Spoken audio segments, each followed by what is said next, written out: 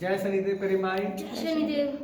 करीम भाई थोड़ा सा मुझे इस चीज़ का प्रकाश डालिए कि हमारे पृथ्वी लोक में कितने लोग होते हैं और मरने के बाद में आदमी कहाँ जाता है और क्या क्या चीज़ देखने को मिलती है, उस पर थोड़ा प्रकाश डालिए। पृथ्वी लोग नहीं, ब्रह्मांड हाँ, में ब्रह्मांड में, सॉरी, ब्रह्मांड में। पृथ्वी में तो सिर्फ हाँ, पृथ्वी आएगी ना। अच्छा।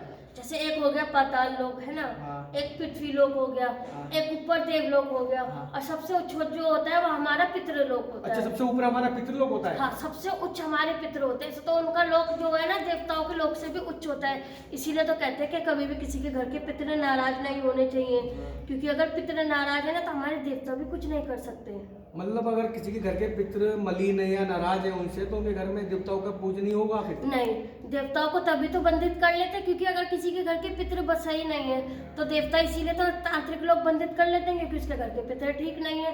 सबसे ऊंचे तो पितृ है ना, पितृलोक सबसे ऊंचाई पे आता है। अच्छा अच्छा अच्छा।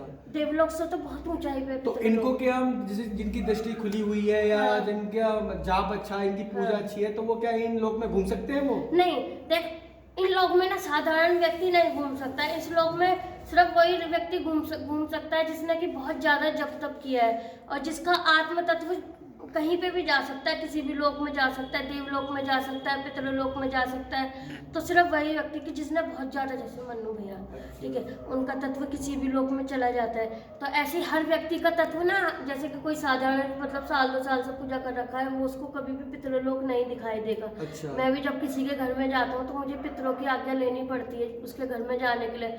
अगर पितरों की आज्ञा नहीं है तो मैं उसके घर में नहीं जा सकता। यानी पितर इतने ताकतवर होते हैं कि वो घर कि में मैं और मेरे देवता भी फिर अंदर नहीं जाते हैं तो जब तक उनकी आज्ञा आज्ञा नहीं मिलेगी। हाँ, तो सबसे पहले हमें पितरों की आज्ञा लेनी पड़ती है। अच्छा। इसीलिए कहते हैं कि किसी भी काम का शुरुआत करो तो अपने पितरों को आज्ञा, उनका स्मरण करके और उनसे आज्ञा लेके काम करना चाहिए। अच्छा, पितरों से, मतलब सबसे हाँ। उच्च के हमारे पितृ ही माने जाते सबसे हैं। उच्च ही हमारे पितर ही हैं, देवलोक से भी उच्च हमारे पितर। अच्छा, एक प्रश्न और है करीम भाई, जैसे कि मेरे मन में भी ये सवाल आता है कि जैसे आप आते हो तो हाँ। मैं ये जानना चाहता हूँ कि आपकी उम्र कितनी है और आपने क्या ये पितृलोक वगैरह देख रखा है आपने? देखो, मेरी उम्र ना 465 साल की है।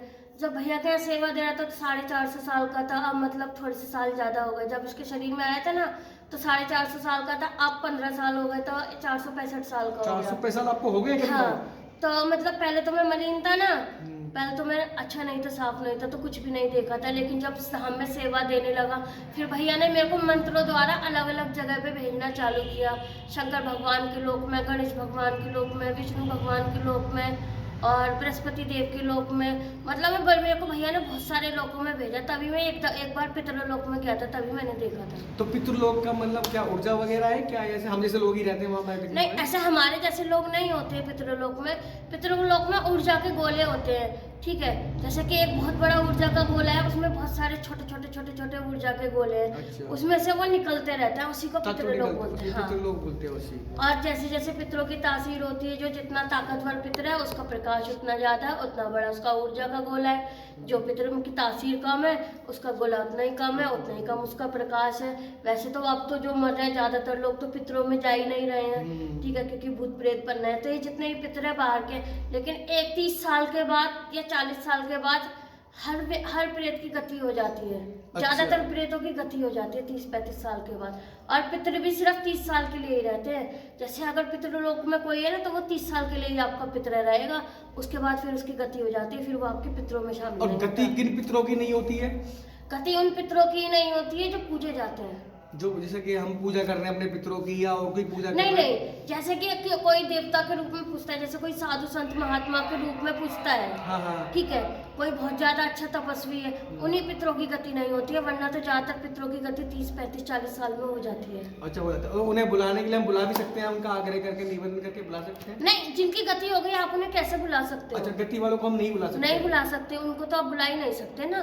फिर जैसे जैसे आपके घर में पूर्वज खत्म होते हैं, साफ होते हैं, वैसे वैसे वो आपके पितर बनते रहते हैं। अच्छा। लेकिन अगर मलिन है तो कोई किसी को भी वहां पे जाने की अनुमति नहीं है, तो वो नीचे धरा पे ही रहते हैं, प्रेत रूप में घूमते रहते हैं। जी जी जी, ठीक है सर। जय शनिदेव करीम भाई।